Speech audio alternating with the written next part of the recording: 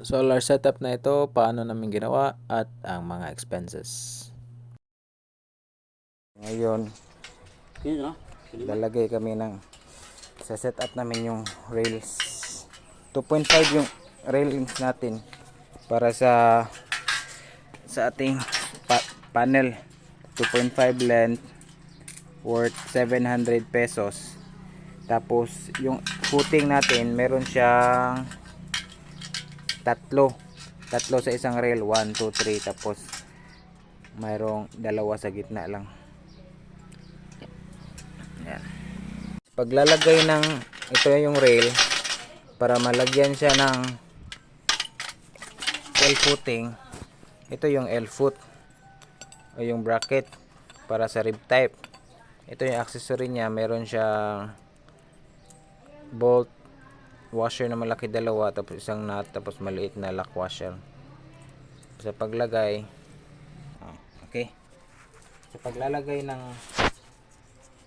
footing, ganito lang siya. May washer dito sa bolt, pasok dyan, tapos ito ilagay, tapos malaking washer, tapos itong lock nut, tapos yung nut.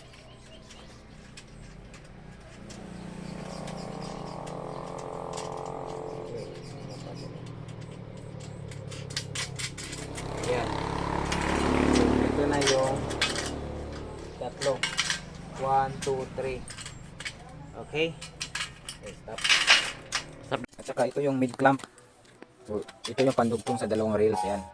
Lalagyan mo rin siya ng bolt dito. So, same lang din ang pagkakalagay. Dalawa dito, tapos dalawa din sa dito, sa next. Yan na. Nakalatag yung railings natin.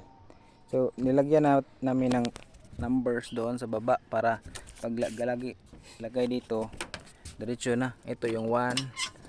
Pwede nyo yung biyahe. 2C. Tapos 2, 3. Okay. Kakabit na lang namin to. Yung rib type na to, maganda siya kasi talagang swak na swak sa rib type na. Tingnan mo to. Yun. Pasok na pasok talaga siya. Nalagay na namin tatlong rails. So straight lang yan, 6 na panels. Dito yung araw. Southbound. Facing south. 30 degrees up. Ayan. Yan. 3 rails ang panel natin, guys. Yan, nasa gitna para makapag-maintenance tayo dito. Tapos magpag-maintenance tayo dito. So, yan. Sunrise. So, let's see.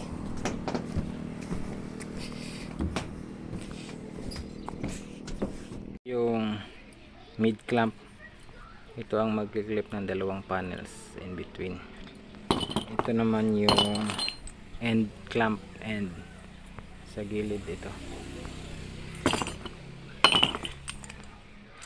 End clamp.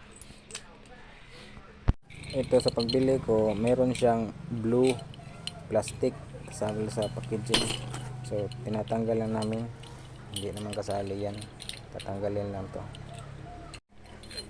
Ang price nito, mid clamp 50 pesos. Itong end clamp 50 pesos din. So this is Ian Solar 550 watts. Malaking panel. This is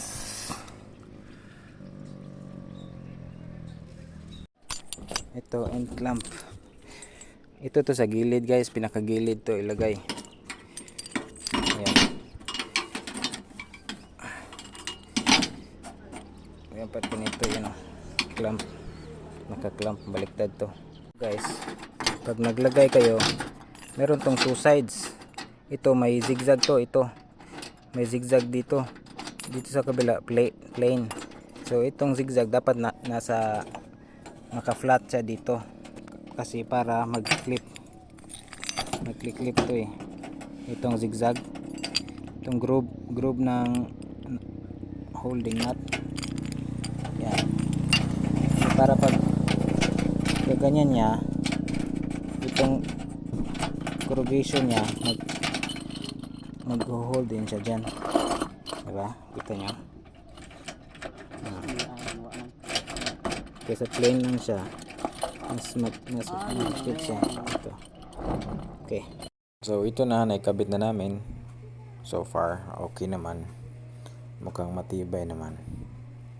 Ayos. Ito, nilagyan ko ng rails. Cable rail. Ito dito. Para ganyan siya. Akyat doon. Yung breakers dito na lang sa ibaba.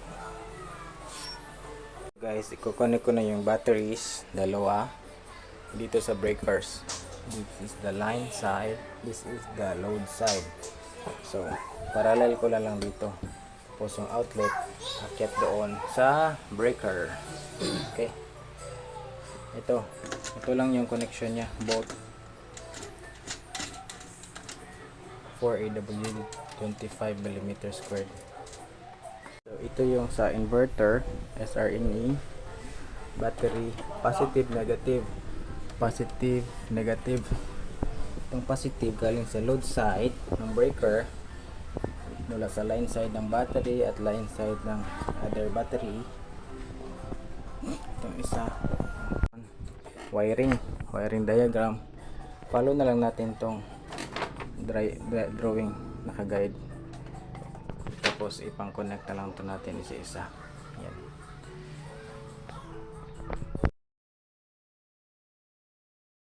Kailangan tong lagyan ng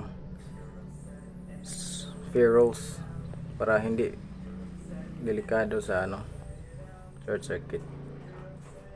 Ferrules at saka crimp. Mag-wiring tayo, kailangan maganda. Meron siyang ferrules ganito.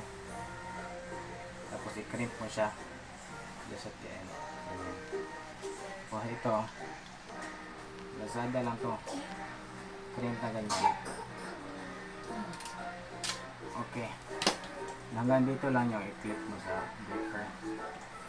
Hanggang dito. Yun.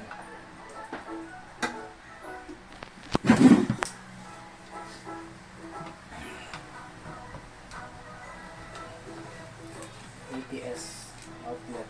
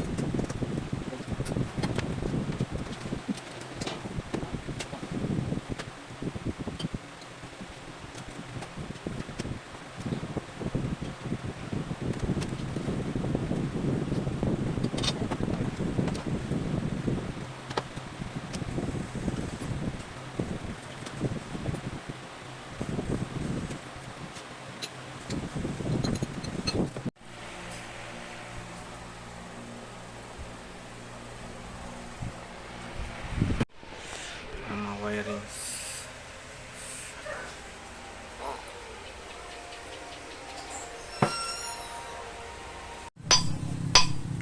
Ground rod.